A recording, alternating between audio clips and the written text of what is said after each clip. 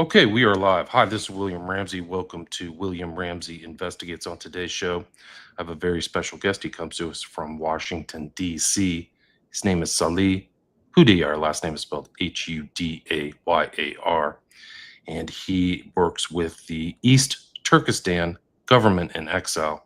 So if you're watching this on one of my three YouTube channels or X or Rumble, you will see the logo for the East Turkestan government in exile.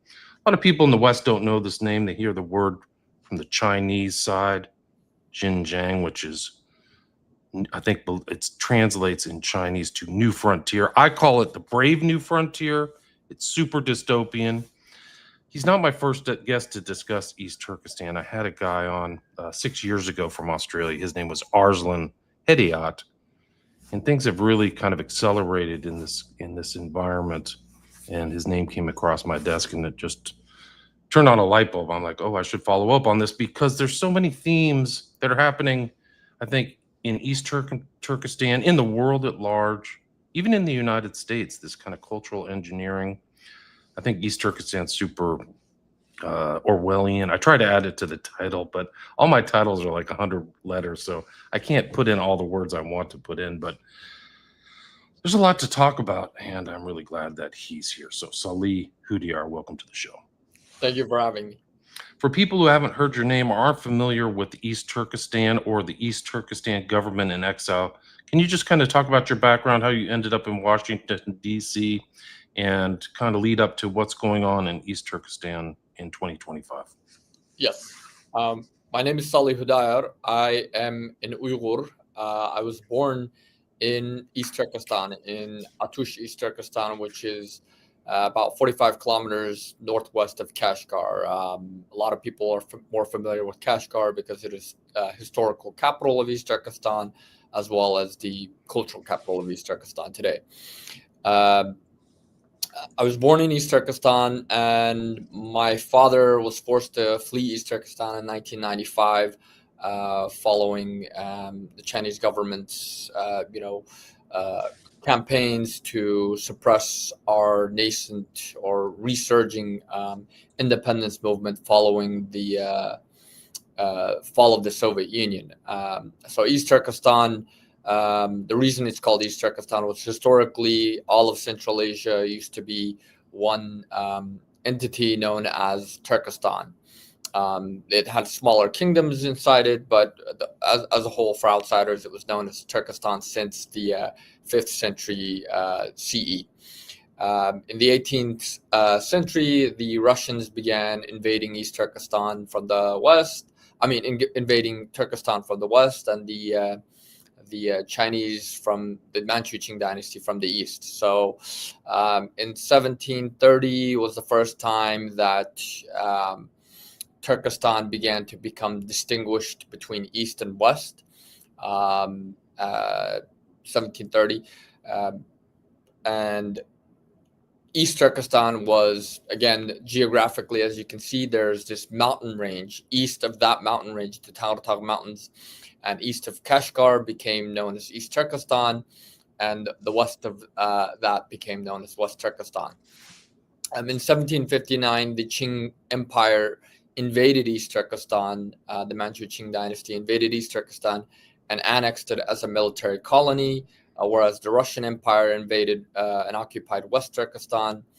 And the Qing Empire initially governed East Turkestan as a military colony from 1759 to about 1864, during which the people of East Turkestan organized 42 major uprisings against the Qing Empire.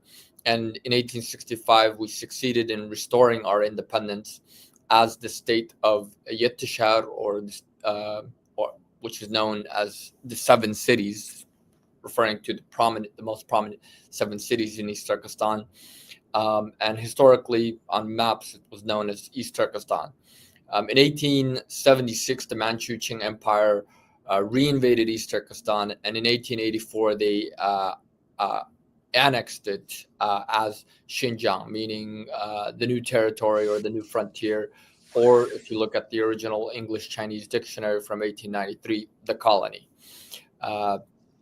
during the 20th century, the East Turkestani people continued to resist against the Qing Empire. The Qing Empire fell in 1912 after the Chinese Revolution, and we had our own independence movement that led to the establishment of the first East Turkestan Republic in November 12th, 1933, which was overthrown by a combination of Soviet and Chinese forces in 1934, and then we reestablished our independence again in 1944 as the East Turkestan Republic once again.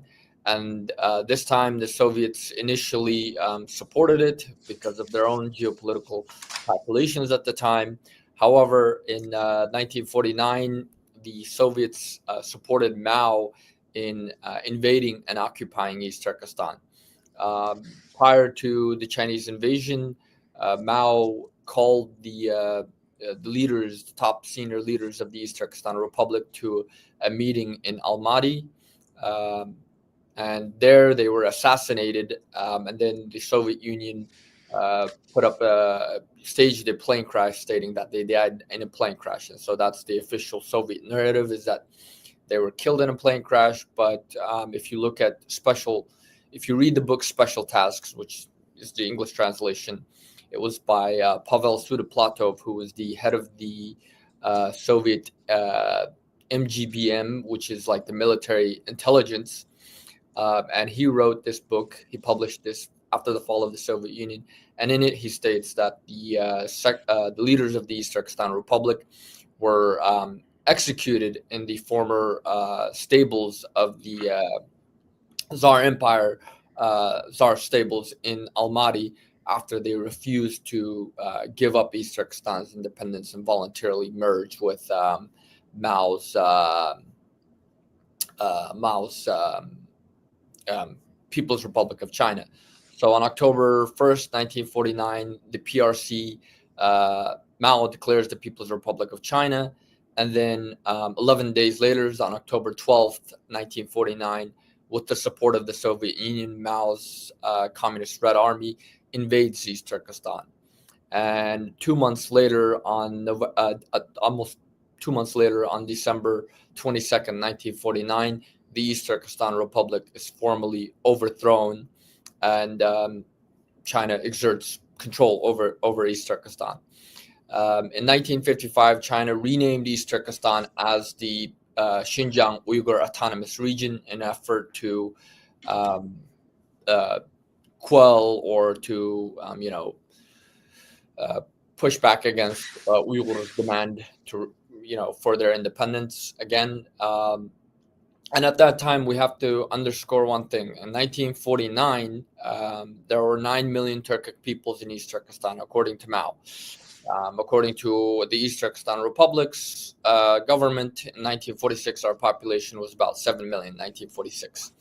By 1949, it was about 9 million, according to Mao.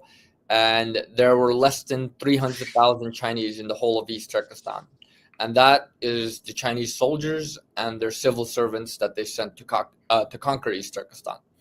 By 1955, the Chinese had grown to over 6% of the population, growing from less than 2%, whereas Uyghurs and other Turkic peoples, Uyghurs made up over 90%, and the other Turkic peoples made up roughly about the other 7%. And so over the years, China began to essentially colonize East Turkestan, turning it into a colony.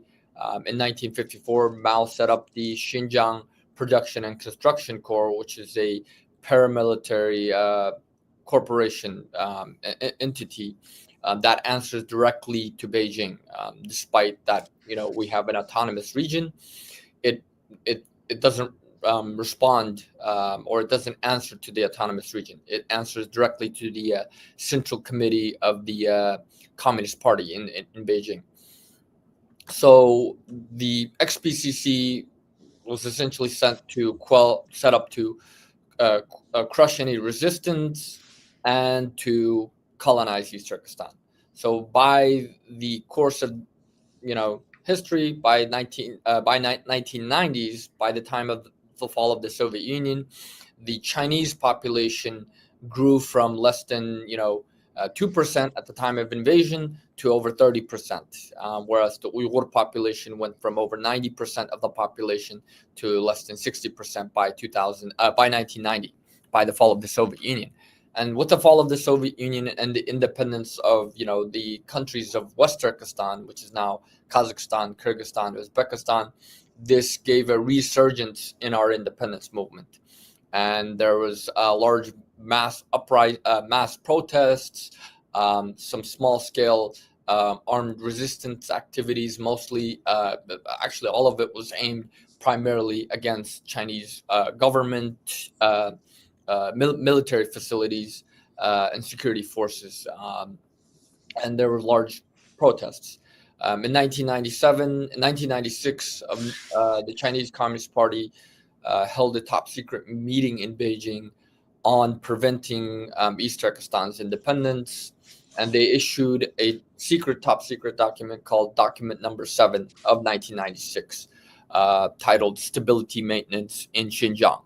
And they highlighted that national separatism, or the national independence movement of East Turkestan, was the greatest threat to so-called stability to China's rule in East Turkestan, but also to the whole of China itself.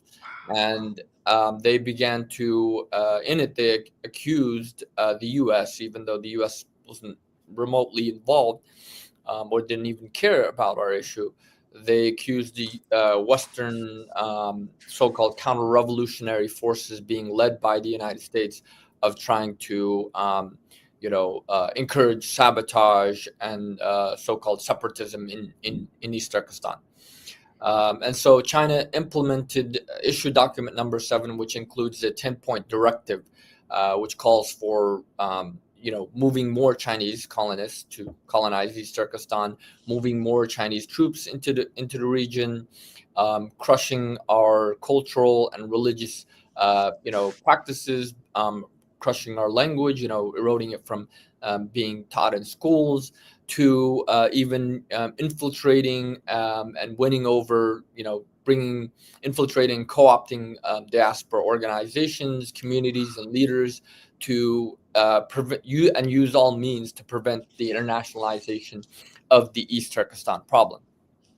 So in 2000, by then, China co-opted the governments of the Central Asian republics, including Turkey, to subvert our organizations in the West, in diaspora, in Central Asia and in Turkey, to where advocacy for East Turkestan became outlawed by 1998, 1999.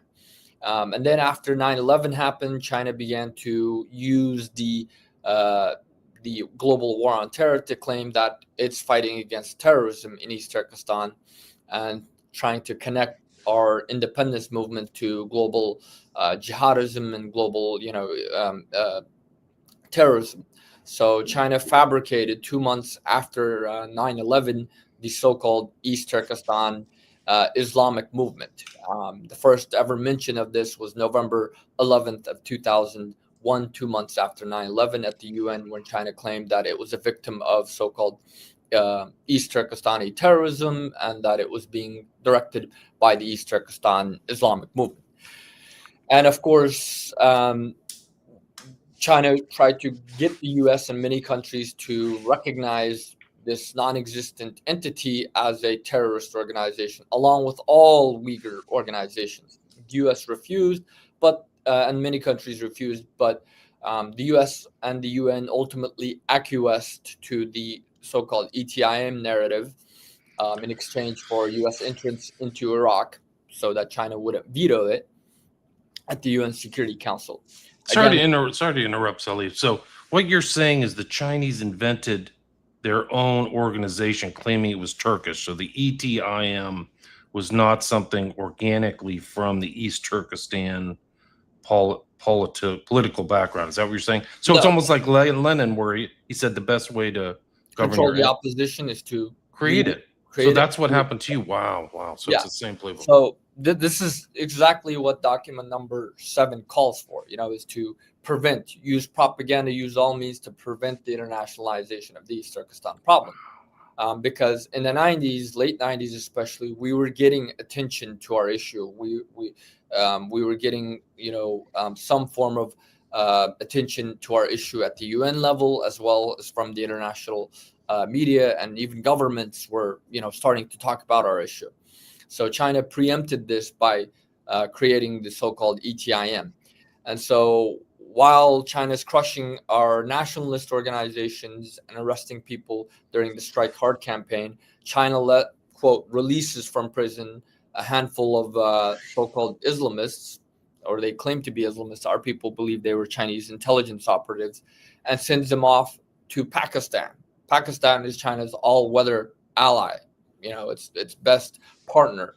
And there, these handful of individuals are greeted by and hosted by the Pakistan Islamic Party. And there they create the so-called East Turkestan Islamic Party, which in September of 1997, and claims that, their goal is to unite the East Turkestan Mujahideen with the international, Mujahideen, and to build a global Islamic caliphate. The exact propaganda that China needs to, demonize our movement. To justify their Yeah. incursions or whatever, Yeah. their oppression. So, Yeah. so this went on, and then after 9/11, China began using the framework of we're fighting against terrorism to essentially outlaw and ban our any mention of East Turkestan, to where if you even say the words East Turkestan, you're a terrorist. Wow, that's incredible. It's almost nobody uses it here in the States. Like they just say Xinjiang. They don't. Yeah, exactly. They don't even know. They don't understand. Also, like it's part of the Turkic diaspora. You used that term earlier. So this is the east part of this amazing cultural, ethnic legacy of a lot of different tribes of Turkic origin from the borders of China to current day Turkey. Is that right? Yeah. Is that fair? And okay. At the same time, while they're doing this, they also assassinated many of our independence leaders, our actual nationalist independence leaders in Central Asia, in Turkey, and other places. And they co-opted many of the organizations to where our organizations went from advocating for independence and using East Turkestan to were just only about, Uyghur human rights and cultural autonomy under Chinese rule. We want better rights under China. So this is the narrative that China shaped. But to keep our independence movement alive, some of our leaders, our main leader before he was assassinated in August of 2004, he was based out of Kazakhstan. What was his name? Uzbek Mukhlisi. Uzbek Mukhlisi. He was a former colonel in the East Turkestan National Army of the Second East Turkestan Republic, and he had fled to the Soviet Union in 1960.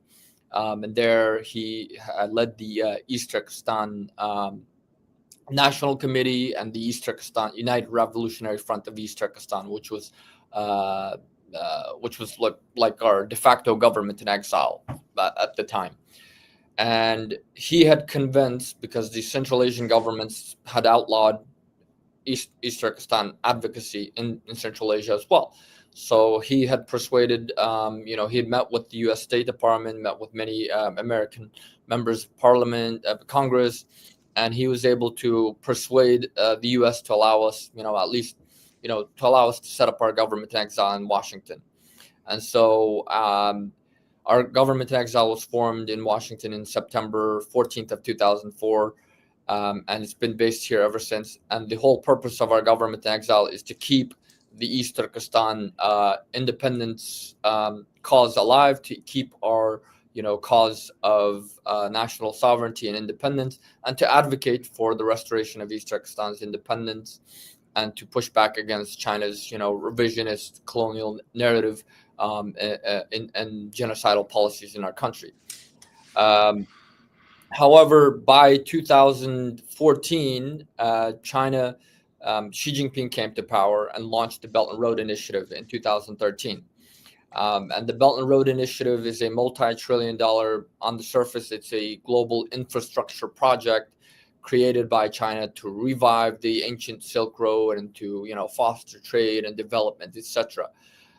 That's the surface level, but in reality, it's China's foundation for global expansion and global domination, because many of these uh, infrastructure and whatever projects that China is investing in, it's about control of key ports, including seaports, key railway, key airports, to where it facilitates both trade and dominance for China. But also, if there's a military conflict, China has access now to further expand. And if, in fact, the whole point of the Belt and Road is actually part of their war planning strategy. So in 2009, in November of 2009, at China's National Defense University, a senior PLA Air Force colonel, now he's a general and he's the head of China's National Defense University. He held a lecture on the future war between the United States and China, which he speculated or estimated or proposed would happen around 2030. And he states, what is the biggest threat that we have right now, that we are facing, that China faces right now? What is preventing China from taking Taiwan?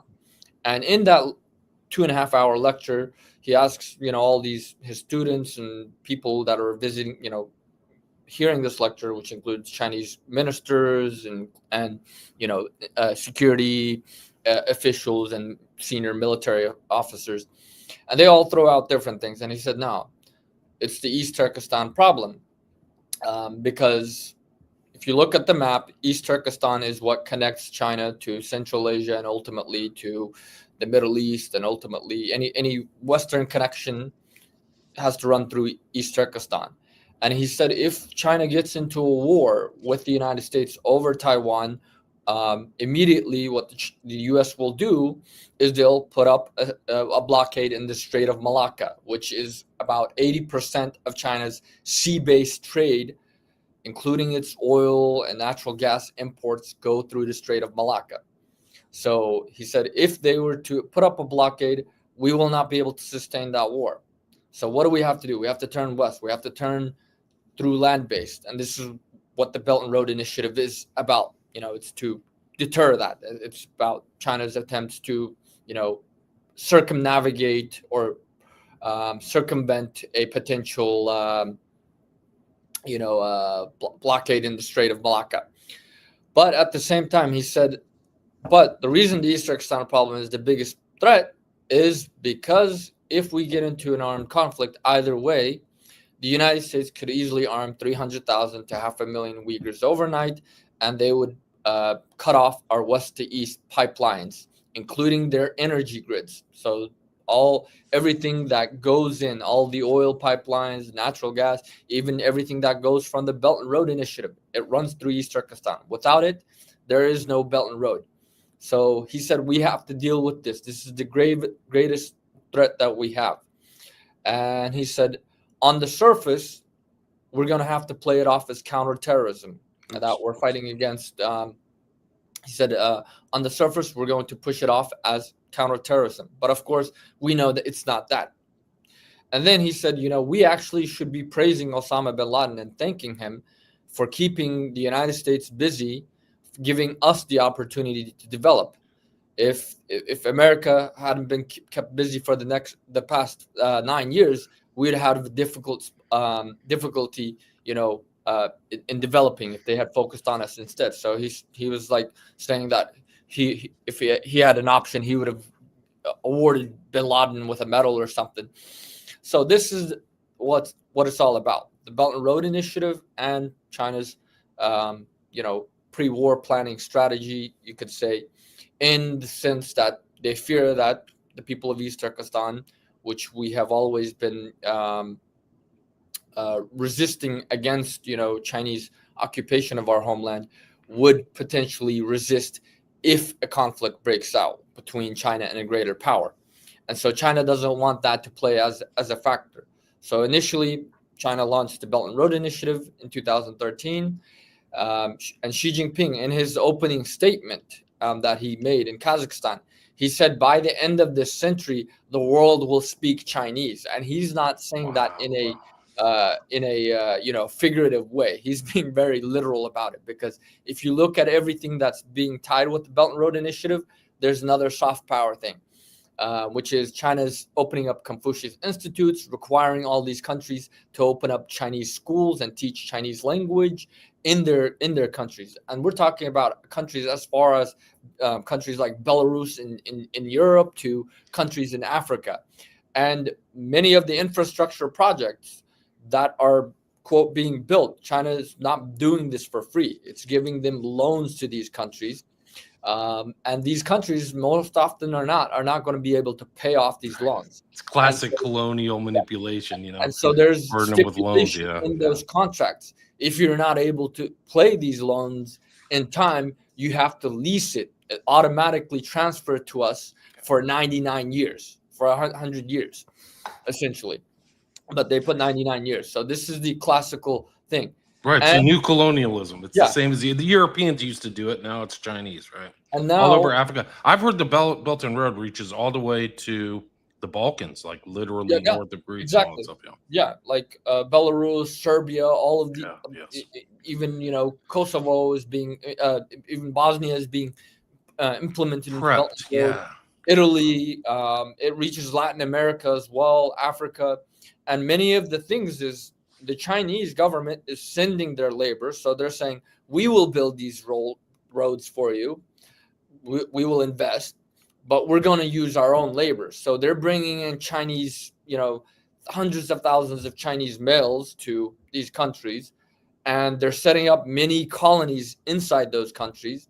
And especially in Africa, you're seeing a lot of African women that are marrying Chinese men because, again, they want a husband that can financially provide for them. The Chinese are not employing the local Africans to build these roads, these hospitals, these railways. They're bringing in Chinese males. So this is another notorious fashion of colonialism that China is doing. Which is happening in East Turkestan as well, right? Well, in East Turkestan, it's been happening for the past 76 years. I mean, we've been facing the brunt of that, and as I just told you, the demographic shift. The Chinese went from less than 2% in 1949 to over 40% today. We went from over 95% of the population to, according to what the Chinese government claims, Uyghurs make up about 40% of the 45% of the population today. Is it the same population that you said? So is it still 7 million, or is it because that so many Han have moved, or how many Chinese have moved in? The Chinese went from less than 300,000 to over 10 million today. Oh, wow. Okay. So it's just a massive move, and that's why it's gone down. So there may be the same amount. Is this an accurate map of Eastern Turkestan? This is the map of East Turkestan, what is the so-called Xinjiang Uyghur Autonomous Region, what China declared as the Xinjiang Uyghur Autonomous Region. Whereas the most accurate map of East Turkestan is the one right behind me. Gotcha. Let me see if I can bring that up. And a part of our territories right here was annexed. China annexed it further into Gansu province, Qinghai and Gansu province. And then in that map that you showed, this area right here, which is India, which China occupied in 1962 and annexed it into the Aksai Chin region. They annexed it into the so-called Xinjiang Uyghur Autonomous Region in 1962 after the 1962 Sino-Indian War. So in 2014, to justify this, genocide, what does China need to do? It has to show that it's facing a security threat or a terrorism threat. So as part of the conflict in 2011, you had the Syrian conflict erupting. And if you look at what's happening now, I mean, Turkey played a vital role in the conflict in Syria. And so Erdogan, Xi Jinping visited Ankara, visited Turkey in February of 2012, and again they discussed cooperation on Syria and trade. 2 months later, Erdogan visits in April of 2012, visits both East Turkestan and China. And again, the agenda is Syria and trade.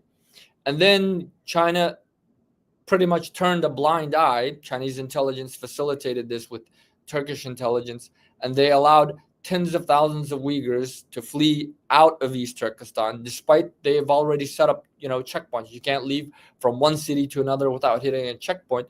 But about 30,000 Uyghurs were allowed to leave by Chinese intelligence network, Chinese and Turkish intelligence networks, where they fled through East Turkestan into Southeast Asia, into Thailand, Vietnam, Malaysia, and then they were, quote, rescued by Turkish NGOs and brought over to Turkey and then bussed into Syria. This happened between 2012 and 2014. And then many of these Uyghurs were thrown into, militant groups in Syria being supported by Turkey. And some ended up fighting against Kurds, others were forced to fight against the Assad regime. And then they began creating propaganda videos. Initially, the Chinese government claimed that it's fighting against terrorism. And Xi Jinping visited East Turkestan in late April of 2014, and declared that it was the front line against China's fight against terrorism. He visited Kashgar, and this is where he made the notorious speech to absolutely show no mercy and to arrest those who need to be arrested, to quote, re-educate those who need to be re-educated, and to stamp out so-called separatism. So he said he made that speech in East Turkestan. Is that correct? Yeah. Okay. He made that speech in East Turkestan while visiting a military base. And that was what, 2015? 2014. In April 28th of 2014. Then 2 days later, he leaves. And as soon as 2 hours after his plane takes off, a bombing happens at a train station in Urumqi, an indiscriminate bombing. And again, China immediately claims that it's the so-called ETIM, or the Turkestan Islamic Party. And the Uyghur militants that are under, Turkey's control in Syria, and Afghanistan, they create a video stating that, oh yes, we claim responsibility for this. Then another bombing happens at a vegetable market, indiscriminate bombing. And what many Western experts noted at that time was like, why the hell are Uyghurs all of a sudden, going from bombing and fighting against Chinese military and government, personnel, to these indiscriminate bombings? They couldn't explain what was causing this, And of course, we believe this was Chinese false flag operations to justify it, because immediately they claimed this was, ETIM, that it was the TIP who did it, and TIP in Syria and Afghanistan, they released videos claiming, quote, responsibility. And then China said, oh, we have a terrorist threat. These Uyghurs are going off into Afghanistan and Syria, and they are over there. They want to create a global Islamic caliphate. We have an Islamist terrorism threat. And so they launched the so-called People's War in May of 2014. That's the official term, the People's War against so-called terrorism, or against violent terrorism, or not, and separatism. And so this is the official euphemism that China has been using for its ongoing genocide, and it's ongoing. So they initially started arresting young men between the ages of 15 and 45. Between 2014 and 2016, it's estimated they arrested about 200,000 men between the ages of 15 and 45, on the basis that they're become prone to become radicalized and rebel against the state. Then when the international community, of course, didn't say anything, there was no condemnation, no uproar. 200,000 men is a lot. It's not a small number. If you, as a proportion of your population, it's a huge amount. Yeah. Well, even to say that, oh, you have a terrorist threat and you arrested 200,000, quote, terrorists. That's something else. That's not terrorism right there. that means you have a different problem. But of course, this is the game that China plays, and the international community buys into it. Nobody condemns China because again, it's only men, and China is claiming, oh, we're fighting a terrorism. And then There's so much political power involved too, yeah, and financial power. yeah, So if and you criticize it, like, oh, you could lose business, or we can punish you, or whatever. So yeah, exactly. And by 2016, they roll it out to everyone. In fact, they state that the Chinese government states that everyone that they start sending Chinese officials to our homes. So every Uyghur family would have a Chinese quote as part of a pair up program. They sent 2.2 million Chinese officials, and they paired up a Chinese official with every household, and that Chinese relative of yours would come to your home. He would monitor you for an entire week, and he would grade you from 0 to a scale of 100. If you got anything lower than a 90, you were deemed a security threat. And includes if you're a young man, if you have facial hair, if you have a beard like mine, automatically you lose 10 points automatically. That's one of the red flags. You lose 10 points. If you have ever practiced any form of religion, it doesn't matter if it's Islam, Christianity, Buddhism, whatever, you lose another 10 points. If you have ever traveled overseas, you use 10 points. If you've ever contacted anyone overseas, so if you have relatives like mine, and you have relatives that live across, in other parts of the country, you lose 10 points. If you have ever, owned a tent, owning a tent, you lose 10 points. If you have knives that have been, every family is allowed one knife. If you have more than that, you lose 10 points. If you have anything that is political or religious in your home, you use 10 points. So a lot of people obviously are not going to, right. It's enforced cultural engineering. So yeah. then nobody's going to want to lose points. That's what they want to get No, rid but of like and I said, strip a from the lot of people population, right? are not going to get less than 90. Less. A lot of people are not going to get above 90 points. Like there's no way. Right. There's no way. If you're a young man and you have, like if you have weights in your home, if you have like, arm dumbbells and stuff like that, or a gym or bench press, anything like that, you lose 10 points because again, you're training to rebel against the state. That's why if you're not training to look good for yourself or feel healthy or to look good for the ladies or something. You're engaging in fitness to rebel against the Chinese state. This is the level of paranoia. And then if you refuse, like the Chinese government, because we're Muslim, if your Chinese government minder brings pork to you and you refuse to eat it, you lose 10 points because again, you're an extremist. You must be a terrorist for refusing to eat pork. If they offer you cigarettes and you refuse to smoke that cigarette, you lose 10 points because again, you must be a religious fanatic if you want to, an extremist for refusing to smoke because again, smoking is quote haram, eating pork is haram. Same thing with alcohol. If they bring alcohol and they ask you to drink it, you refuse. The same thing. If you have women in your household, and you've probably seen videos of it. There's videos of this where the Chinese government itself promotes this as uniting the two ethnic groups like pomegranates, where they will force our women to sleep with the Chinese, to share the same bed as our Chinese government minder, which is always a male. And if we refuse, you're an extremist. So if you refuse to be raped, you're an extremist, you're a terrorist, you're sent to the concentration camps.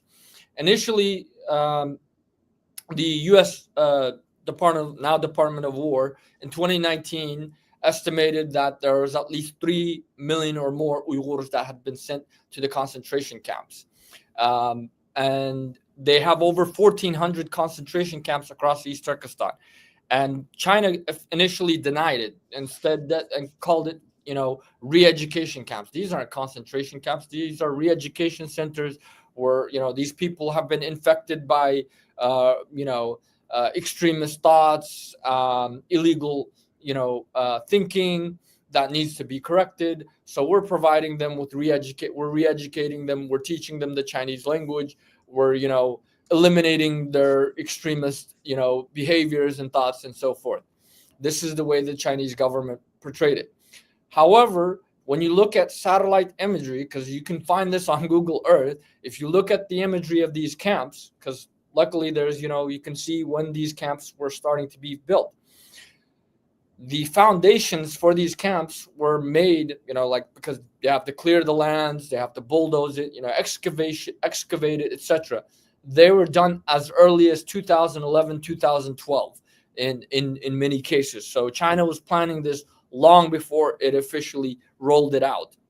And They're so, huge dystopian, yeah, so-called, their euphemism is re-education and it, something it, else it's facility. It's yeah, it's essentially concentration camps, yeah, because they have training. Well, you're getting training there too. yeah, they Yeah, have supposedly. high barbed wire, high walls, barbed wire fences, watchtowers. Nobody can enter, nobody can Yeah, leave. mega surveillance too. So it's Yeah, not just yeah. like that. Like you're a surveillance state now. Yeah. So in 2020, in September of 2020, after the international community began to, condemn what China was doing, these, the horror of these concentration camps, China released a white paper claiming that they provided us with vocational education and training, and that these weren't concentration camps, but these were indeed vocational training facilities where we were being provided with, job training, Chinese language instructions, etc., to, uplift us from poverty. And you have billionaires, you have Uyghur billionaires that are in these camps, were thrown into these camps. They're not poor. They're not poor. You have businessmen. You have, It's also labor too. Like it's not a camp. You're there doing hard labor yeah. at So times too. this is where China began, after the international community began to call out these concentration camps. China stated that these were vocational training facilities. And in that white paper, the Chinese government admitted that between 2014 and the end of 2019, that every year they provided 1.29 million Uyghurs with so-called vocational training in these camps, or roughly 7.8 million of our people were thrown into these camps for vocational training. And then they stated that they provided, many of them graduated these vocational training camps, and they uplifted 3.5 million of our people, Uyghurs, and provided them with stable jobs. So 3.5 million out of that number was thrown into slave labor, forced labor facilities, and thousands, hundreds of thousands of our people, our youth especially, were moved out of East Turkestan to work in Chinese factories across China. Wow. So And they were this, not just in East Turkestan. They're yeah, taken through this is China. to disperse our population. Right. On top of that, Over. over 1 million of our children were forcibly taken from their parents and put into state-run boarding schools, because again, before, by 2000s, the Chinese government had implemented a so-called bilingual uh, education policy, which is essentially monolingual. And bilingual meaning after you finish high school, you can learn Uyghur. Until then, everything is in Chinese. So this is the way that they had educated the education system. However, they learned that, even though you separate the kids and educate them in Chinese in schools, they still are going to end up going home. They still interact with their parents, and they're still going to, keep their language alive at home, because their parents are going to speak to them in Uyghur and not Chinese. They're still going to be able to keep part of their culture and, alive. So the Chinese government is like, oh, how do we deal with this? Oh, well, we need to separate these kids from their parents. So they forcibly separated 1 million children from their parents and put them up into so-called boarding schools, which are essentially internment camps for children. Because again, barbed wire fencing, security checkpoints, high watchtowers, just like the concentration camps. You can't go in or out. You can't even visit your children, and they're educated they're dressed up in traditional Chinese clothing that the Chinese themselves don't dress up in China.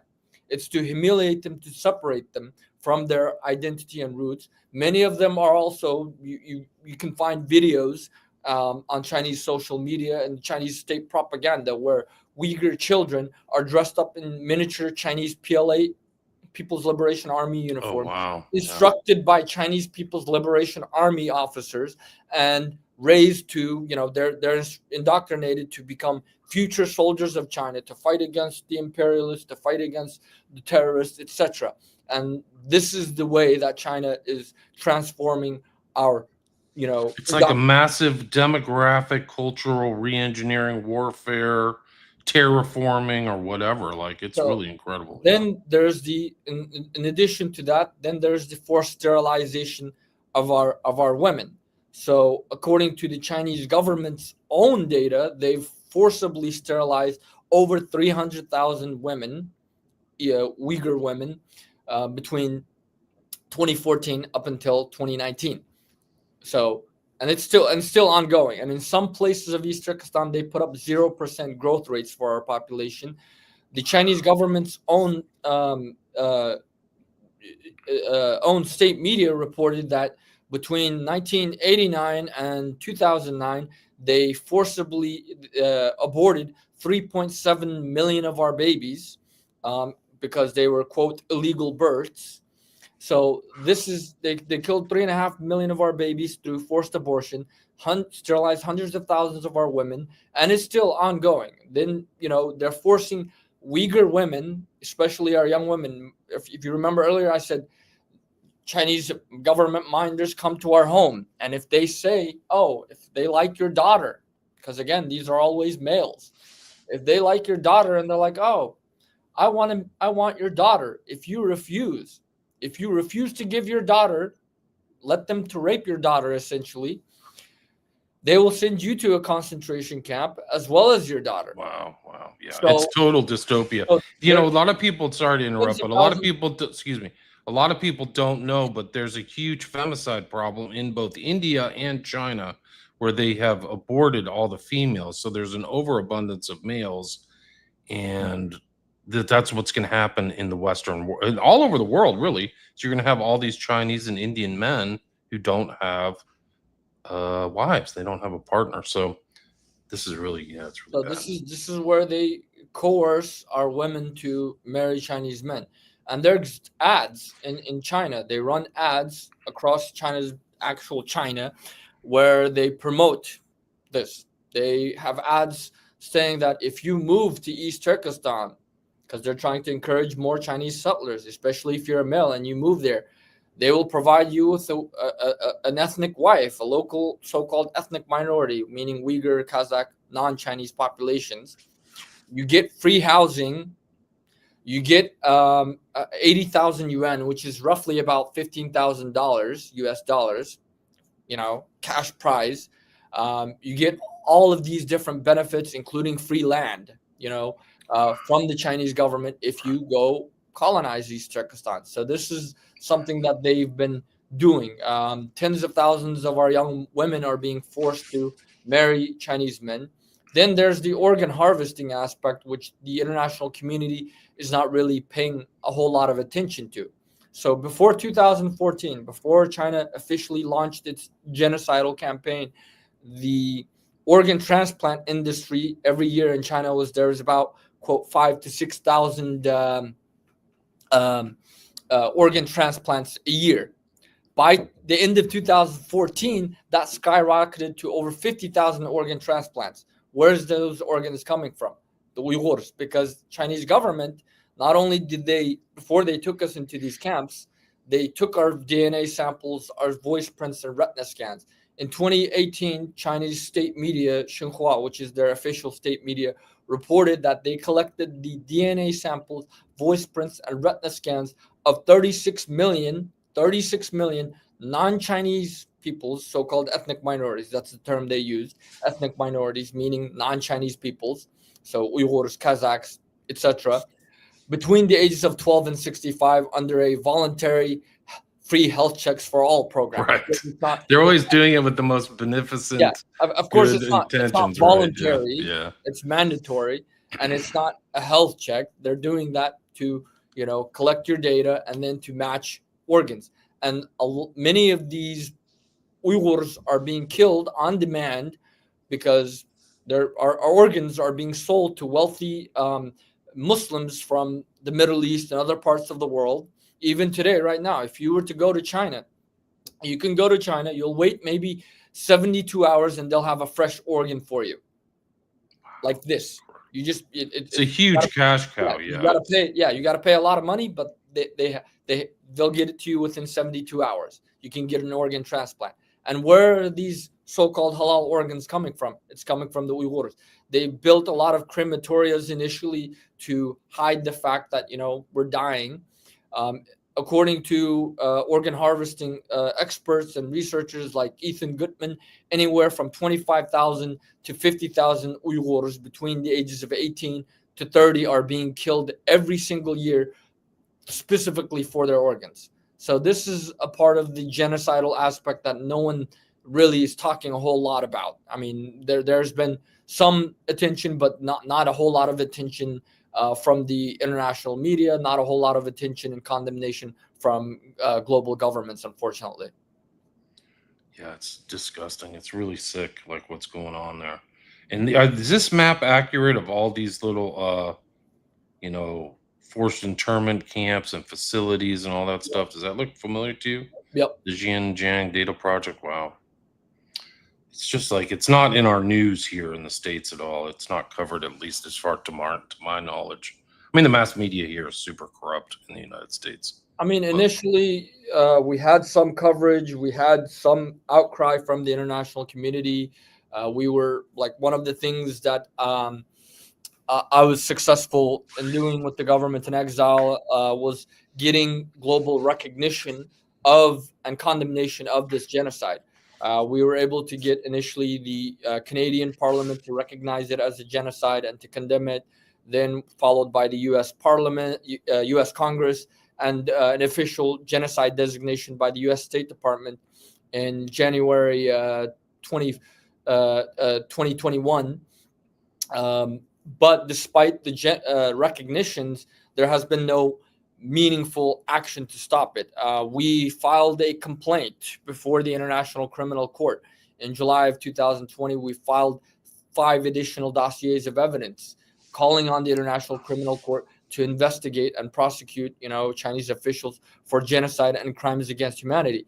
But again, because governments and corporations are, involved in business and, quote, diplomacy and economics with China, they're reluctant to, to do anything that would harm their business interests connected to China, and that's why they're turning a blind eye. And yet we hear never again every year.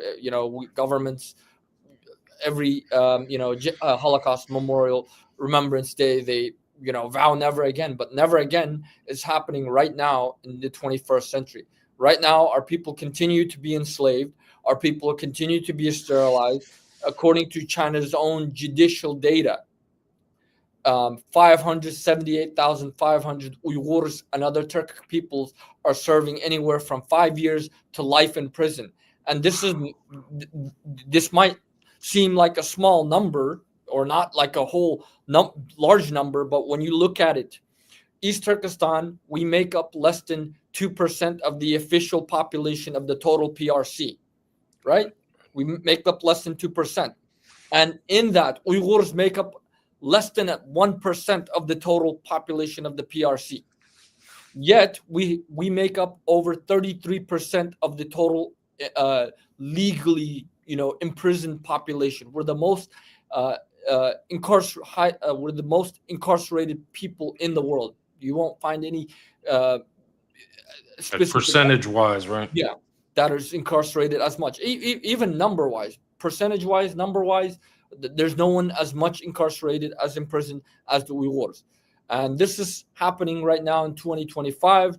Of course, China continues to whitewash it. China claims that, oh, we provided them with jobs, we're fighting against terrorism, we're bringing them development, and that Uyghurs are happy. They've been inviting a lot of uh, influencers and journalists from countries that are close to China, and they're parading them across two main places in East Turkestan. One is the Urumqi. It's the International Bazaar, and so it's a tourist destination. So they're saying, "Oh, see these people," and so what they're doing is they're teaching ethnically Chinese people, Uyghur. They're teaching them how to dance like us, how to say a few things in our language, and then when international tourists and influencers and media come, they're pushing them to the front, and they're just putting a doppa on their heads. This is our traditional hat. They're putting traditional Uyghur clothing on them, and because the Western media for the longest time has misportrayed us as Chinese Muslims, you think, oh, these are Chinese people. They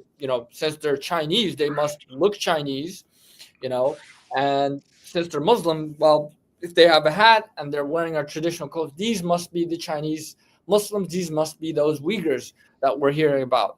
And so this is what they're parading them. They're not parading actual Uyghurs. These are Chinese masquerading as us. And the Western audience, other people can't tell them, distinguish them, because, again, they're wearing our hats.